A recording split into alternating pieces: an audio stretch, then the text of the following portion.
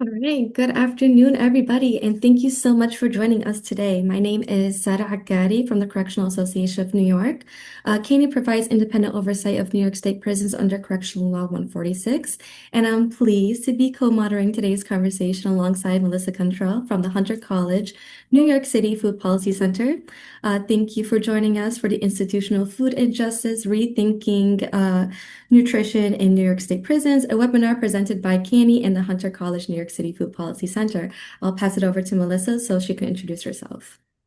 Hi, everyone. I'm Melissa. I am a postmaster's research fellow with the New York City Food Policy Center, and my area of focus is the political economy of prison food. All right, so a few quick housekeeping notes before we begin. The webinar will run from 12 to 1 p.m. The webinar will be recorded. We'll spend the first part introducing our speakers and grounding the conversation, followed by a panel discussion and some time for audience questions. Please use the chat function to submit any questions at any point, and we'll do our best to get to as many as we can. So we just want to take a moment here at the beginning to kind of frame our conversation. We know that food in prisons rather, is often discussed in very narrow terms: calories, cost, logistics, compliance. But food is also about health, choice, safety, dignity, and power. For people who are incarcerated, the ability to access fresh, nutritious, and safe food is deeply connected to their physical and mental well-being. The conversation is also about systems. We'll be discussing what food in mess hall is like, how people supplement their diets with items from prison commissary and packages, as well as the institutional success and challenges with procurement, nutritional standards, and different food service models. We will also ask what it will take to move from a system that simply feeds people to one that supports health, dignity, and successful reentry. So we'll start off with our speaker introductions. We're honored to be joined by a panel of speakers who bring lived experience, advocacy, oversight, public health, and food system expertise to this conversation. So first, we're joined by Daniel Rosen from the Carceral Nutrition Project. Please go ahead and introduce yourself, Daniel. Hey, thanks, you all. I'm glad to be here. Thanks for doing this. I am Daniel. I'm with the Carceral Nutrition Project that I founded a couple of years ago, just a small nonprofit. I am based actually in Washington, D.C., not in New York State. So forgive me for being out of state. I use he, him pronouns, and I am formerly incarcerated. I came home about 5 years ago from incarceration here in this neck of the woods in D.C. and Virginia State Prison. All right, we're also having with us today Michael Capers from Sweet Freedom Farm. How you doing? My pronouns he, him, and I'm the director of Sweet Freedom Farm. Sweet Freedom Farm is an abolitionist farm based in Germantown, New York, and we prioritize getting food to the most impacted communities, whether it's marginalized gender or people who are currently or formerly incarcerated. I'm formerly incarcerated myself. I served 12 years in prison, and I've been released for almost four years now. So thank you all for coming. I'm looking forward to discussing this topic with you all. Thanks, Michael. We're also joined by Laura Stadler from the New York City Department of Health and Mental Hygiene. Hi, good afternoon, everyone. I'm Laura Stadler. I'm the Senior Manager of the Food Standards at the New York City Health Department. So I oversee the food policy for city agency meal programs and support agencies with implementation. Before joining the Health Department, I worked at the Administration for Children's Services, implementing the New York City Food Standards and supporting menu planning and compliance for the juvenile detention centers in the city. When I first started working at Children's Services, it was really initially to oversee menu compliance, but this led to changing food procurement to add more fresh fruits, vegetables, and whole grains. And I was really able to make important changes because of the support of the strong nutrition policy from the New York City Food Standards. So just very briefly, New York City Food Standards are evidence-based nutrition criteria established by a mayoral executive order since 2008 for all city agency programs and their contractors serving food. So this includes correctional facilities, but also schools, shelters, older adult centers, and many more. The standards apply to 220 million meals and snacks every year and really are an opportunity to implement best practices to advance city food purchases and meal programs towards the city's health, equity, and climate goals. So by following the standards, city agencies, including Department of Correction in New York City, are helping to reduce greenhouse gas emissions related to food, and also importantly, increasing access to healthy meals that aim to reduce the risk of diabetes, cardiovascular disease, and certain cancers. There are multiple sets of standards to address all the different settings where food and beverages are available in government property here in New York City. And this includes agency meal programs, but also includes for commissaries. And I'm very pleased to share that we just released updates to our commissary standards last week. And I'm looking forward to sharing more about them and to the discussion today. Thank you. All right, and last but not least, my colleague Tee Ramdeo from CANY. Good afternoon, everybody. My name is Tee Ramdeo, as Sarah mentioned. It is my pleasure to participate in the discussion today. I am a senior associate here at CANY, working on the policy and communication team. My function includes briefing stakeholders on findings related to our monitoring activities. We publish a lot of different kinds of reports and dashboards. Today, my comments will draw heavily on our PVBs, which are post-visit briefings, a report that is published after every monitoring visits to a facility, and two of our thematic reports, our food reports. One was published in 2024 and another 2025. My comments will draw also from my experience as a community health worker, where food insecurity was identified as a recurrent barrier to healthcare. My research as a BPI Public Health Fellow into food insecurity in Queens, New York, among the elderly population, and my experience as a formerly incarcerated individual. I spent 24 and a half years in New York State Prison. I came home in 2020 in the midst of the pandemic, and have been working with CANY since 2023. All right, so I guess we'll move forward into our panel discussion. So to get us started, I want to begin with the bigger picture. When we talk about nutrition standards in correctional settings, what does that mean, and what should we actually be measuring beyond calories? So Laura, I'd love to start with you and then invite everyone else to add in. Thanks, Sarah. So nutrition standards, and like in New York City, really specifically meaning the New York City food standards. And so, of course, this applies specifically, the standards are implemented in New York City, which is so a little different than New York State context. But I think thinking about nutrition standards overall, it's important to first think that nutrition really extends beyond just energy and calorie needs and encompasses all of the components of food, including protein, fat, carbohydrates, as well as fiber, vitamins, and minerals that are necessary to support health.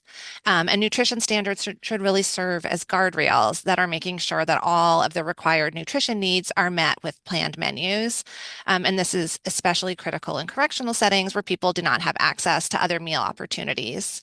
Nutrition standards should also limit nutrients of concern, such as sodium, saturated fat, and added sugars that increase the risk of diet-related chronic diseases like cardiovascular disease and type 2 diabetes. The New York City food standards are able to do this in two different ways. So the first is with standards for purchased foods, for instance, things like canned beans, sliced bread, and yogurt. And then within the purchased food standards, there are overall standards and then also those listed by food category. So for example, all foods must meet an overall sodium limit and not contain artificial dyes, low or no calorie sweeteners, and certain flour additives and preservatives. And then there's also food category specific requirements. So for example, a sodium limit is required for canned beans, while cereal has limits for sodium, added sugar, a minimum for fiber, and a requirement to be whole grain.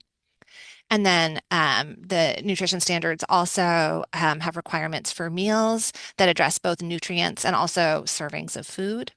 So meals must follow nutrient requirements for calories, saturated fat, sodium, fiber, and added sugars.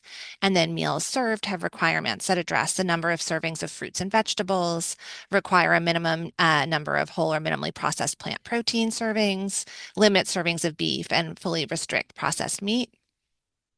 I think another important part of thinking about nutrition standards is how often they're reviewed and revised. So the New York City food standards are required to be revised as needed every 3 years. This is really an important component to make sure that the policy is reflecting the latest scientific evidence and is also responsive to changes in the marketplace. And then it really also enables the policy to be able to be responsive to the needs and concerns of agencies and the community of people who are accessing meals from city agencies. So for example, in our recent updates, the food standards increased the calorie minimums for shelters, correctional settings, and juvenile detention centers, which are all settings where meals are served to people who don't have access to other food options. And then another update in these settings was to require that milk is not included in the nutrient analysis for certain meals. And in some cases, this really kind of codified what the current practice is, but it really helps to ensure that energy and nutrient needs are being met with food and not with milk, which isn't typically consumed by adults, isn't culturally appropriate or medically appropriate for many people. So programs can still choose to serve milk at lunch and dinner, but milk can't be included in the calories and nutrient totals for those meals. So I think when thinking about nutrient standard or nutrition standards, there's sort of like the things you want to have there, the things you want to limit, and then sort of making sure that you're supporting meals being appropriate for the context and setting. So I'll pause there.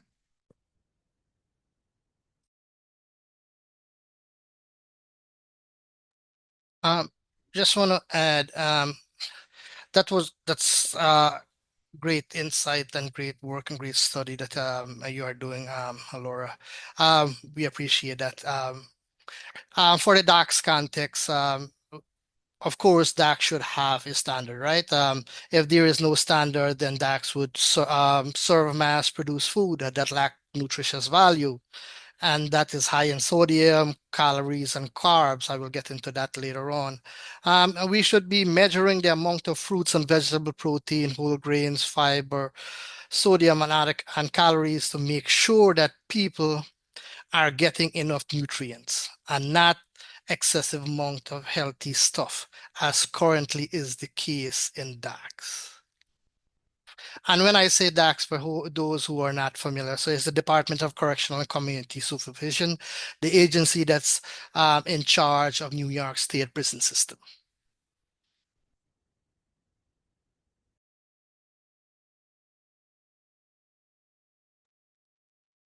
I guess go ahead, Michael. No, go ahead, Daniel. Michael, go ahead. I'm gonna let you talk about New York and then widen the aperture a little bit, maybe.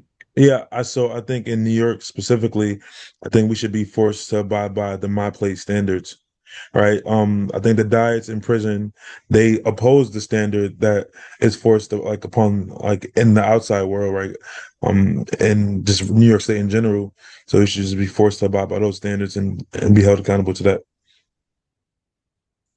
Yeah, I think the reality is that when I talk to folks about standards, and of course, standards and practice are two very different things, right? But when we talk about standards, what we see around the country is really just a patchwork of different laws, policies, regulations, and for the most part, a lot of states and localities don't necessarily follow some big picture national standard like the dietary guidelines. No, I don't believe any state that's actually explicitly mandated by law to follow the dietary guidelines. Most states that want accreditation from, say, the American Correctional Association, there's some language in ACA standards around annual dietitian review for compliance with nationally recognized standards, but for the most part, there's a reference to the dietary reference intakes, which are, I think, I'm not a nutritionist, but I think that's if we're talking about the DRIs, we're talking about micronutrient standards, we're talking about recommended daily allowances. We're not talking about the kind of important, I think, macronutrient standards that Laura was just talking about around protein, around fiber, around produce and fresh fruits and vegetables servings, the kinds of things that we get into with the dietary guidelines. And opinions will vary about this current version of the dietary guidelines for sure. But I think the important thing here is, people are surprised when I tell them, because I think people are used to thinking about school nutrition standards and how long a list there is. I guess, when you have federal reimbursement, you have compliance with federal standards that looks very different from what we see in the jail and prison context. And so we have sort of recommended, but we don't have anything that's really firmly in place around nutrition standards when it comes to jails and prisons. And every state, 50 states kind of do what they want. 3,000 plus county jails kind of do what they want. And I think somebody said earlier, it's sort of a check the box exercise. We've fed people today. For the most part, when you talk to administrators of facilities or correction systems, they'll talk to you about calories. And they'll say, well, we're feeding 3,000 calories, or we're feeding 2,800 calories. So we are, we're checking this box. We're giving people enough. And I think anybody who thinks about food and nutrition for a minute understands that you can feed people 2,800 calories of absolute garbage and not meet any nutrition requirements. So when there's a lot to say here around standards. I think there is a real gap in any sort of clear standards around food and nutrition in correctional settings, even if it's just to say, compliance with some other national standard that's outside of that context, like the dietary guidelines, is more than just a mere suggestion, which is essentially what it amounts to right now.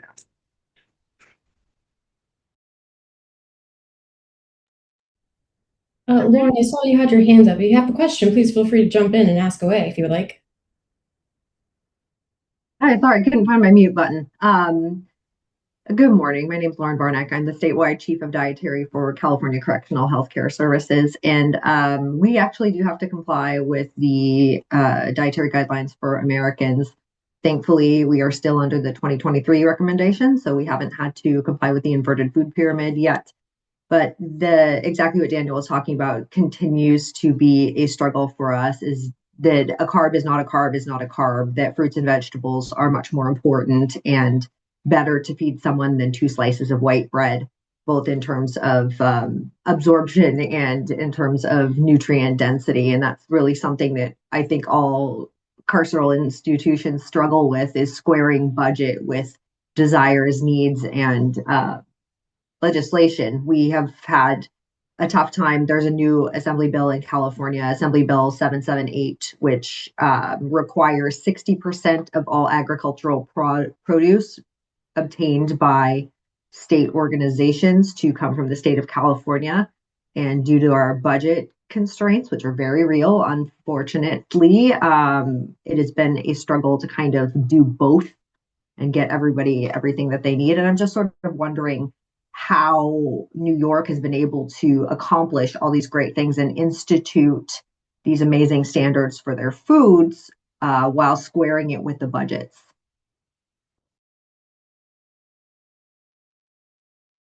I can speak to that a little bit, specifically to New York City. Of course, New York City food standards are just applied to New York City government agencies and not state facilities.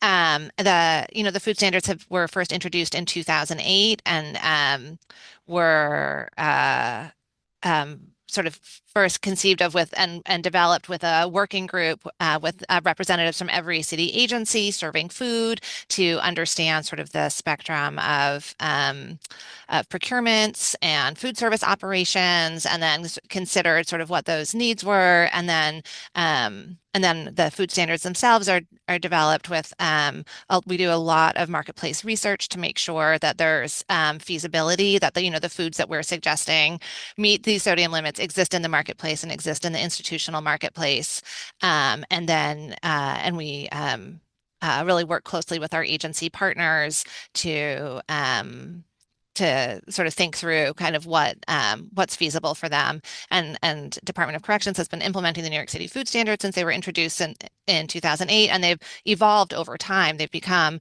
stronger and more robust, but there's been time for them to sort of like come along with that. It wasn't starting from, you didn't go from 0 to 100 overnight or with one set of standards. And so it's really been sort of like a gradual process, and understanding that not just the Department of Corrections has to follow the budget, but all of the city agencies also have tight budgets, and there's always increasing food costs. So we're certainly sensitive to that, but a lot of the requirements for whole grains and for plant proteins like beans and lentils certainly don't have an added price component always, but it looks different across different agencies. Yeah, and Lauren, I'm so glad you're here because California certainly has been a leader in terms of that kind of compliance with bigger picture standards, and Washington State has too, I should say. Washington State has healthy nutrition guidelines that require compliance with dietary guidelines. I think what we've seen often is that the compliance with those standards doesn't necessarily measure up to the standards as I think most of us would like to see them implemented. But I was wondering if you could talk a little bit about how that standard plays out in California and what compliance looks like. Not to put you on the spot. No problem. But California certainly is one of the places that's actually ahead in this. So I would love to talk about that. Daniel, are you referring specifically to 778 and compliance with? Well, you said California prisons are required to follow the dietary guidelines. So I was wondering if you could just say compliance with dietary guidelines. We were able to do that because the 23 guidelines, as opposed to previous versions of the same, were more of a general idea than a strict iterative pattern as it had been in previous versions. So instead of saying, you're going to need to give everyone 3 servings of milk, 2 servings of fruits at breakfast, 1 serving of vegetables at breakfast, it was more along the lines of choose more whole foods. The dairy can be incorporated if it's medically appropriate, which for a lot of our patients, it's not. So we have pulled back on milk. We have instituted more fruits and vegetables, getting more of those calories from things that are nutriently dense as opposed to just calorically dense. And I've done a lot of work to try and steer people away from the old mindset of like, well, there's no milk at lunch and dinner. It's like, well, you don't need to have milk at lunch and dinner. It's like, look at the RDIs. Like we're still meeting needs for micronutrients when we're providing calories from things that are more meaningful and appropriate for our patient population. Of course, it always is a moving target, and as guidance, especially for the DGAs, changes, continues to be a struggle to sort of square, especially with this latest set, square science and appropriateness with what the guidelines state and how it can be implemented and operationalized effectively within our setting. As far as 778, that has been a great help to us because it has allowed us to push harder for fruits and vegetable inclusion. Programs like Harvest of the Month are excellent for that. We partner with local farmers to get fresh produce delivered seasonally to all of our institutions statewide, which has been excellent and has been received very well. I went on a tour of one of our prisons lately, and I've never seen so many people raving about bok choy. That's definitely not the one that I thought was going to be the standout. I thought it was going to be something sweeter like local strawberries or a fruit at least. And they're like, no, when are we getting more bok choy? So just seeing the culture change and seeing more people who previously hadn't been exposed to these things enjoy the fruits and vegetables has made me kind of double down on my, yes, this is above and beyond compliance because it's required of us. This is something that we should continually focus on because not only do we know nutritionally that it's appropriate, but also it's appreciated by our patient population. Thanks. Excellent. Thank you so much, Lauren. That was really great insight. To move on just a little bit, Tee, I wanted to talk a little bit more about CANY's work. What does the current food environment look like in New York prisons right now? And can you speak to the menu analysis that CANY conducted with CSPI in its second report on food and nutrition? And what is prison food from a nutritional standpoint specifically?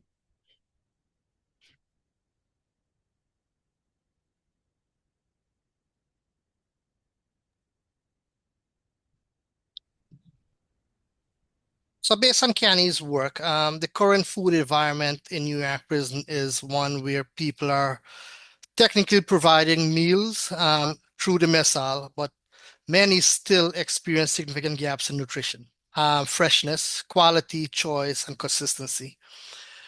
CANY has heard repeatedly from incarcerated people that the food served is often unappealing, low quality, lacking fresh produce, and not always experienced as sufficient or safe, which pushes many people to rely on commissary or packages if they have the money and family support to do so. In CANY's second report, the menu analysis conducted with CSPI show that the DAX messal menu is nutritionally imbalanced. It provides too few fruits, vegetables, protein foods, and whole grains, while providing too many refined grains and too much sodium. From a nutritional standpoint, that means prison food may meet a basic caloric target on paper, but it does not necessarily support health. The diet is heavily dependent on starches and refined carbohydrates, low in fiber and fresh fruits, and high in sodium, all of which contribute over time to chronic health conditions, as you know, such as hypertension, diabetes, heart disease, and the list goes on, right? So the issue is not just whether people are being fed. Of course, people are being fed. And even with being fed, right, there's a question as to how much they are getting fed.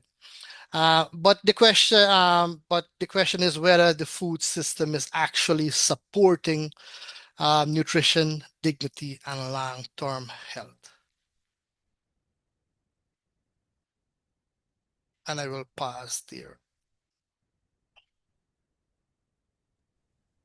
So I guess just following up on that, T, can you walk us through the options available to people in mess hall, commissary, and packages, and what choices or trade-offs people have to make when mess hall meals are not enough or just not healthy? Sure. So people generally have three meal options available through the mess hall, right? That's a fact. The regular meal, an alternative option, a diet meal that are provided for medical purposes. However, many people report that the meals are largely inedible for a variety of reasons, including quality, taste, freshness, and concerns about whether the food is safe or adequate. As a result, many people choose not to eat in the mess hall and instead rely on commissary purchase every 2 weeks. In New York City, there's a bicycle. The incarcerated population can purchase full stuff through the commissary every 2 weeks. But commissary also has major limitations, right? There is often not enough fresh food or vegetables available. Healthy items frequently run out, and many of the items sold are sweets or highly processed food. Even when meat is available, it usually has to be eaten within a day or two because people don't have access to a refrigerator or any cooling mechanism to safely store the food. This means people often need money from home to buy food, especially because DAX jobs pay very little, and that's another major concern, something that at some point we have to get into. Packages from family are another option. but families must buy items through vendors, and staff have broad discretion to deny items. It's a regular occurrence, it's a regular issue. One of the major concerns in the facility currently are the rejection of package and the destroy of package and so forth. So that's an aside, right? So food can also spoil when packages are not delivered on time. Together, these system force people to make difficult trade-offs between eating food they find inadequate, spending limited money at commissary, or depending on family support that may not always be available. I will pause there, and if anybody want to add, or if anybody have a follow-up question. So I guess just moving along, Laura, are you able to tell us what current commissary standards look like? Yeah, I'm happy to share a bit about current commissary standards, and we'll preface it to say that the commissary standards we have in New York City really address the availability of certain food items, and it's sort of beyond the purview of the standards to address sort of all of the different issues that Tee just raised, that like really understanding that there's a lot of challenges and really that like ultimately I think a focus needs to be on meal quality and meal satisfaction to relieve that reliance on commissary. So I just wanted to start with that, but I'll share that the New York City commissary standards that we updated and released last week. It was the first time we had updated them since they were initially introduced in 2013. And they really work to ensure that people who are incarcerated have access to healthier options while also maintaining the opportunity for individual choice. So the key sort of like updates or elements I want to share about the standards are that they no longer have nutrition sort of requirements, and they're more recommendations now. So instead of requiring all items to meet a sodium limit, there's now an overall recommended sodium limit. As we understood, the previous standards were not in use. So this change in the updated policy ensures that no commissary item that's currently offered would be restricted by the standards that we updated. And then the updates on the other hand, introduce standards for healthier, less processed items and require that a minimum number of items across a range of food categories be available and that they meet certain nutrient criteria. So this is intended to ensure that there's whole grains, healthy proteins, fruits, vegetables, and items or options with less added sugars and sodium available. So for example, I won't go through all of them, but requiring that there's 2 whole grain items that meet a specific sodium limit for that food category, requiring that there's at least 1 fruit with no added sweeteners, requiring that there's 2 vegetables that meet a category specific sodium limit also. And then there's also sections in the standards that address pricing, education, feedback, and some sustainability recommendations. So we really wanted to support access, understanding, and transparency, and then align where it made sense with our other standards. So for instance, we have a requirement that a new requirement that healthier items be labeled and identified as such on the commissary list. And we also have a recommendation that those items be priced equal or less than other foods in the same category in order to support access to healthier items being available without a price premium. And then there's also a new standard addressing feedback and requiring a systematic process for collecting feedback annually. I think it's sort of the one really important way anyway to at least understand and be accountable for satisfaction with quality, taste, and cultural preferences. And one way to get at addressing the issues with packages being late or missing or damaged, and to try to sort of incorporate all of that as well as issues with food quality. So yeah, I'm happy to answer questions about that, but can pause here. So I want to zoom out to a broader relationship between the availability of fresh food in justice-impacted communities and fresh food in prisons. So how do food deserts outside of prison relate to food environments inside of correctional facilities, especially for people returning home? So Michael, would you please speak to this based off of the amazing work you've been doing with the Sweet Freedom Farm? Yes. So before I do that, can I add to what T was saying earlier? So, um, in 2022, the Department of Corrections banned people's family from sending packages directly inside from home. And when that happened, they only allowed us to purchase food from vendors. And the biggest problem with that is that these vendors oftentimes mark up the food from 100 to 400%. So to contextualize that, like one mango, which is like 89 to 99 cents out here, is about $4 inside on prison now because of these vendors. So I just wanted to add some context, but um, so prison and food deserts out here, they're like starkly similar, right? I grew up in the food desert, and coming into prison, it wasn't much different, right? It was eating a lot of the same non-nutrient dense foods, but the difference between prison and food deserts on the outside is that it's more restrictive, right? We go to a pantry when we're hungry or need more resources. We can't grow our own food, and we can't reshape our circumstances without external intervention. And a big problem with that is a lot of people in prison, they come from low income neighborhoods, so they don't have the same kind of access to support themselves. So one thing as Street Freedom we started doing is we realized the need for fresh produce. We realized what it does for your mind, what it does for your body, and just epigenetically, like how it positions you in your future if you're having children, stuff like that. So we started a free CSA program. We call it the FTP CSA, the Farm to Prison or Feed the People.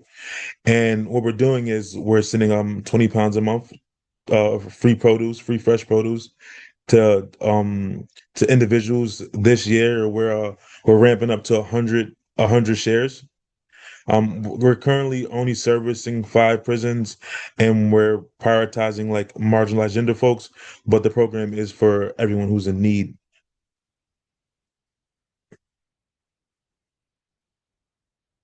So yeah, we were trying to combat what they're doing with the package program, and making people pay a lot more, and just we're trying to find ways to get them the fresh produce for free because we feel it's their right.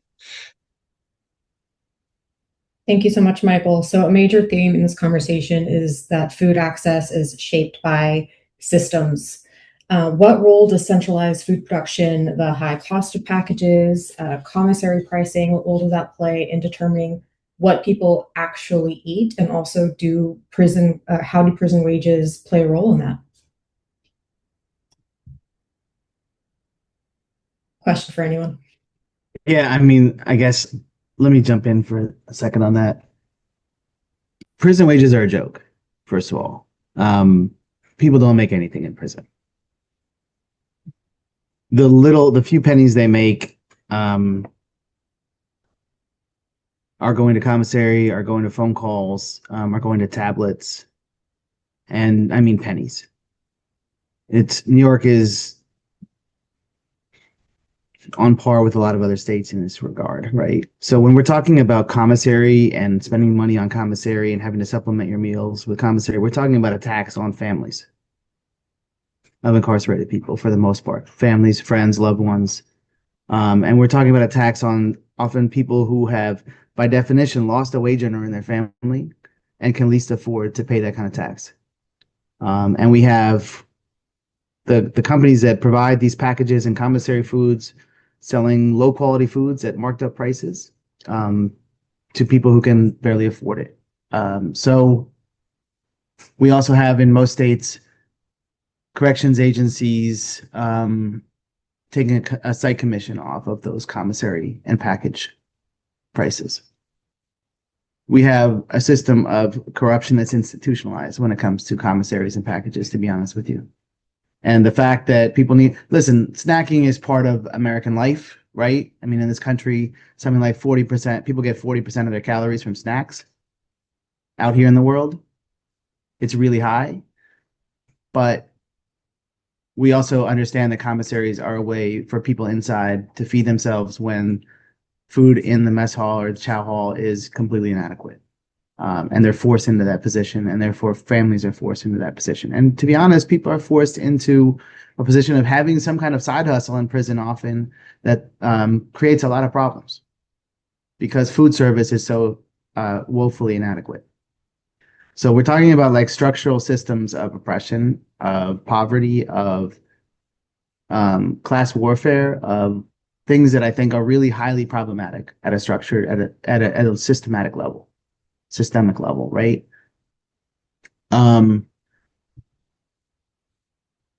People exist inside these food systems that we would not, I think, tolerate out here in the world. We are serving people 2 billion meals. If we look at prisons and jails across this country, we are serving people 2 billion meals a year of chronic diet-related disease, to put, a fine point on it. And then saying, if this isn't enough for you, this food that taxpayers have paid for, go ask your family for more money to eat junk food. New York is an outlier in having even the ability to send in the kinds of fresh produce that Michael was just talking about. Most states don't allow it. Most states don't have a program for it. The packages that New York had previously, where families could send in, the package program New York has now, where you can order fresh produce, even at a very high cost, doesn't exist in most states.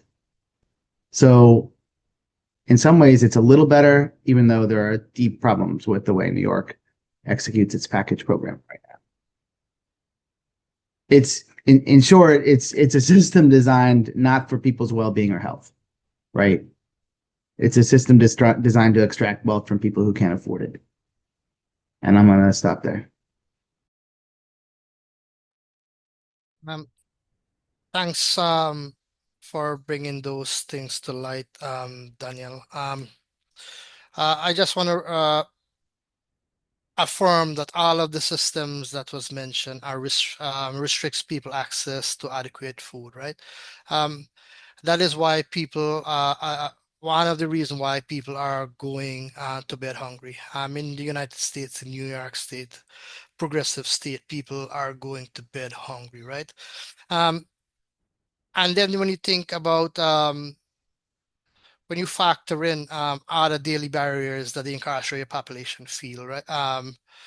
Experience, such as, and I'm going to name a few, officers burning people, burning in the sense that would lock people in their cell and not let them out for any reason, including not to go to the mess hall for food, to buy commissary or anything like that for days at a time. So that's we heard that it's a concern when we do our monitoring visits, and I experienced that myself, right? So that's a fact, that's of life. Then you have situation where people are missing the go around. An officer just skipped by and no one, someone didn't hear the go around or was using the toilet during the count or the go around, and someone missed it, right? And for those who are not familiar with the go around, is where one officer walk around the gallery and take the list for people who wants to go to the mess hall or the program or anywhere else that they have a call out to, right? A lot of people miss the go around, and then you have people feel unsafe going to the mess hall. Any trip out of the housing unit is a risk people are taking, right? Because there are pitfalls, there are traps. And if, for example, someone write a grievance, right? And now a target is on that person's back, and that person, um, the the person who he or she write a grievance against is working. That person don't want to leave his or her cell to go to the mess hall or anywhere for that matter, because he may not make it back to the unit. So though these are all uh, facts of life, right? And then there are situation where uh, you know a lot of facilities serve their evening meal very early, at 3 o'clock, 4 o'clock. So imagine for the next breakfast is at 7 o'clock. So imagine someone don't have anything in their cell or cube to eat. What would that person do? Of course, people have a care package to help each other out, but the care package is just usually soup, and we know those soup have the cholesterol. Is the things that it's make with, it's not really healthy to consume on a regular basis. So there are a lot of issue like that. When you take all these things into consideration, you begin to see the full magnitude of food security in prisons. So I just want to say that and add to what Daniel mentioned. I think in addition, so when I was incarcerated, I did about 12 years in prison. And while in prison, I was developing like pre-hypertensive issues and heart disease ran in my family. Like both my uncle and my dad died of heart attacks, right? So I decided to become vegetarian inside the institution. And one of the only ways of doing that was my family sending me packages. And like whatever I could buy of commissary, mostly legumes, like well, different kinds of beans.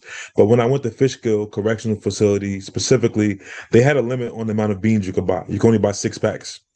So at this time, I was like, that was like my main like protein source, main health source, because it was accessible.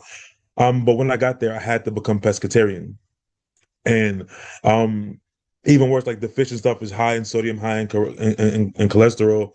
But there's times where because I was going to college there, and if I missed my commissary day, um they wouldn't let me go to for a makeup buy, right? And I had like a mandatory class. So like there's like so many systemic barriers. But on top of that, depending on the day you go to commissary, so if the shipment of commissary is at the beginning of the week and my days to go on the last day of the week, they wouldn't even have beans available. Right. They wouldn't even have fish available. And then there's times where my family overnighted a package. It got here to the facility and I didn't receive it till 5 days later. And 5 days of fresh produce sitting inside a box that's not properly stored, the whole package spoils, right?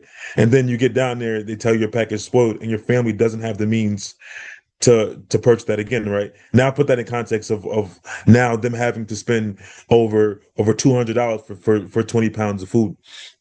When that package spoils, you're essentially um you're essentially priced out of health because your family can't afford to resend you that package again.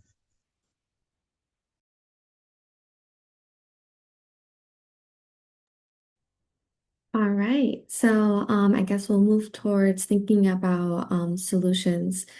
So what promising models such as farm to facility programs, gardens, culinary training, healthier commissary options, or fresh food preparations could be adopted or expanded in New York? Michael, if you want to start us off. Yeah, again, like programs like the FTP CSA, where we're giving free fresh produce to folks inside. The cost is minimal in comparison to purchasing food is being grown. And we're also ensuring that we're sending culturally relevant food. Similar to I think Laura mentioned like the bok choy, right? There's certain vegetables that we sent inside, like watermelon, for example. Most people don't choose to get watermelon in their packages if it's from home because it takes up a lot of poundage.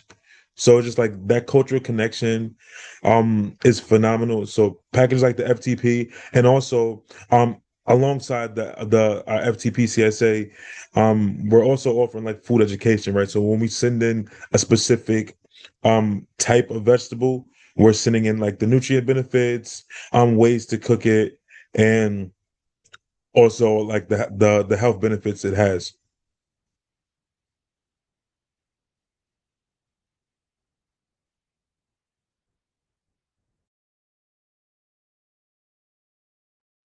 Um, just want to add that in our forest food report published in 2024, we made 8 recommendations, right? And in our second food report, which was published in 2025, we include 13 recommendations. And I believe all of which can be adapted to mitigate the impact of the current food situation in DAX. For example, our recommendations include one, wherever possible, DAX should provide, and I'm quoting our report here, wherever possible, DAX should provide incarcerated people with cooking equipment for self-prepared meals. At a minimum, DAX should ensure that incarcerated people have access to ice for proper and safe storage. And two, DACs should expand horticulture and culinary arts programs to increase the production of fresh fruit such that it can be used as a supplemental source of fresh produce for mess hall meal preparation at each facility.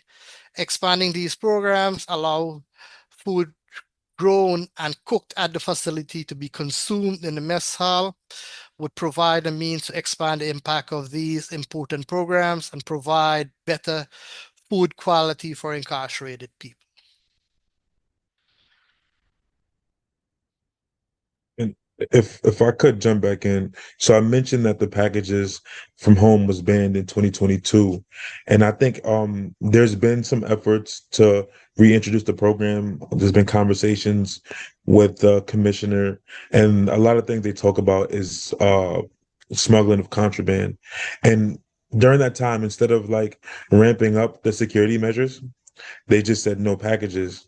And I think reinstituting that program alongside of like free produce for those who can't afford it, like through FTP, is two of the means that we can do to start putting people back in position to embrace their own health. Yeah, I'm just given limited time. I'm going to drop a book recommendation in the chat that does discuss a lot of innovative programs going on out there. I think, the hard part is scaling those things sometimes. But there is a lot of innovative work happening around the country. And I'll plug my colleague Leslie Sobel's book, and I'll drop a link to that in the chat. James Beard Award winner, Leslie Sobel, no big deal. Evelyn, I see you have your hand up. Since we are kind of running out of time, we'll kind of let this be the last thing. But Evelyn, if you want to go ahead and ask your question. Yeah, I just really appreciated, Michael, the examples that you were sharing from your personal experience of incarceration and then in your advocacy work. And I was wondering if you've seen anything around publication of nutrition information. I was working with the Delaware Department of Corrections, and they were trying to publish just the content of what is in foods so people could make informed decisions according to their health needs. And I was curious if you've seen that anywhere else. You're talking about the nutrition of the food that they serve inside? Yes. I think T might be better positioned to answer that question because I think CANY put a report out, but I haven't seen it specifically. So DAX is not currently doing that. We are asking for them to do it. It's part of our recommendation because people, there's no labeling, right? No one knows what they're eating and how much of what they're eating. So that in our second report, we are asking for that. We are calling for that.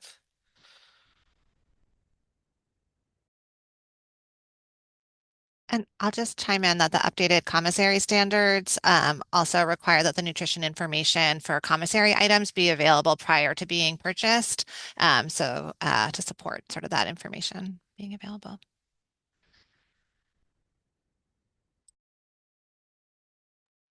Yeah, Evelyn, I'm not aware of any other states that are required to publish nutrition information for either commissary or mainline food service.